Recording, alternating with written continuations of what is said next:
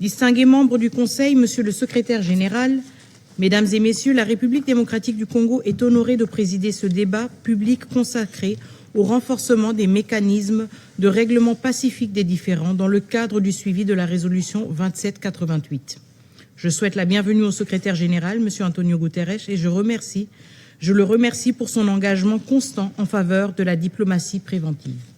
Je salue également le Pakistan pour son rôle dans l'adoption de la résolution 2788, ainsi que pour l'excellente coopération entretenue avec notre présidence.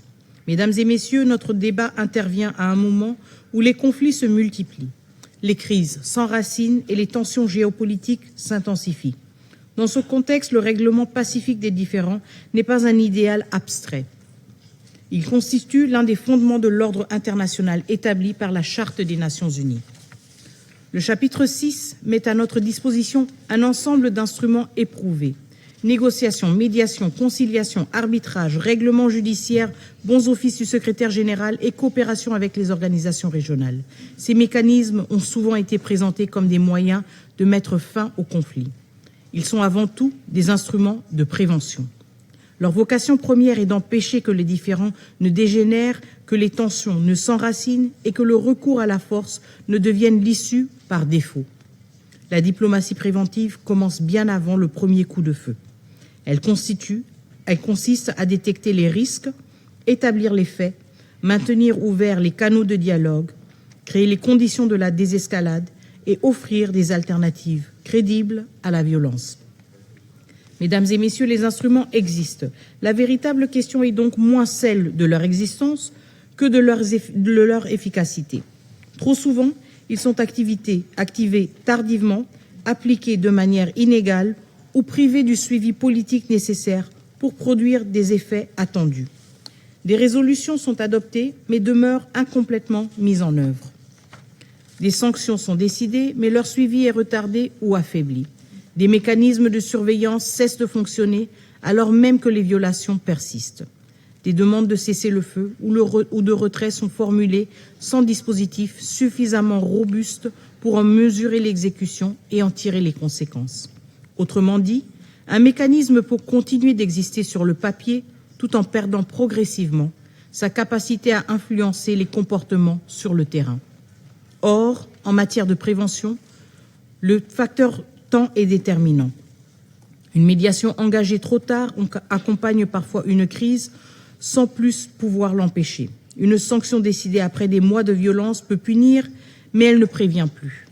Une résolution sans suivi risque de devenir une déclaration d'intention plutôt qu'un instrument de paix.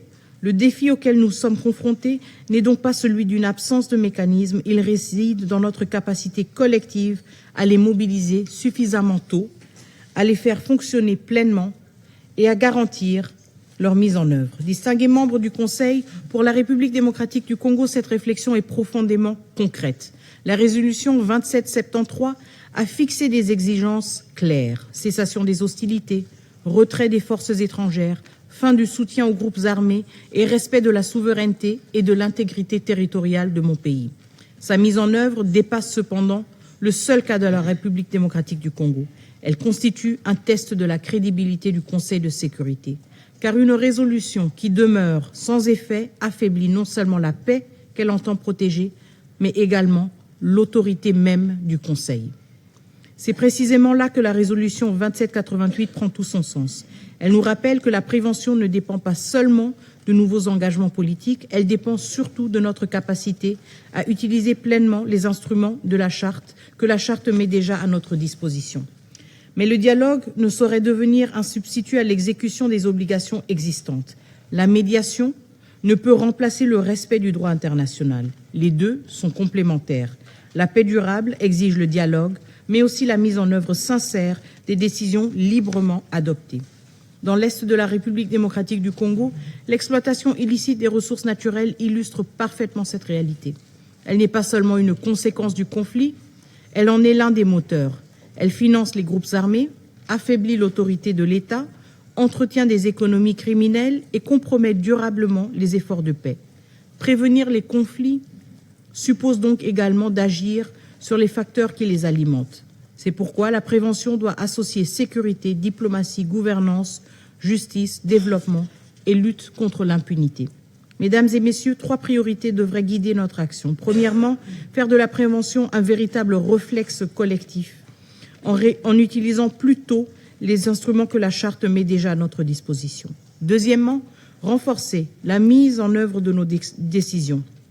Chaque résolution importante devrait s'accompagner d'un suivi clair, de responsabilités identifiées, de rapports réguliers et d'une capacité réelle à répondre au non-respect des engagements.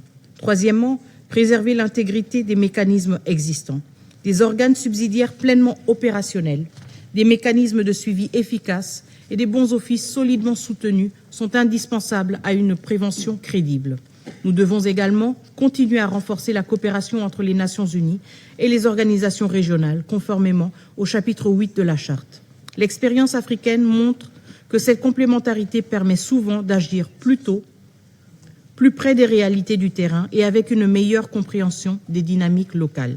Distingués membres du Conseil, la paix durable ne résulte jamais du seul silence des armes. Elle repose sur notre capacité collective à prévenir les crises avant qu'elles ne deviennent des conflits ouverts. La crédibilité du Conseil de sécurité ne se mesure pas uniquement au nombre de résolutions qu'il adopte. Elle se mesure à sa capacité de faire vivre les mécanismes qu'il crée et de faire respecter les décisions qu'il prend. Les instruments existent, notre responsabilité collective est désormais de les utiliser plus tôt, plus systématiquement et avec davantage de cohérence. Car la meilleure résolution d'un conflit est encore celle qui aura permis qu'il n'éclate jamais. Je vous remercie.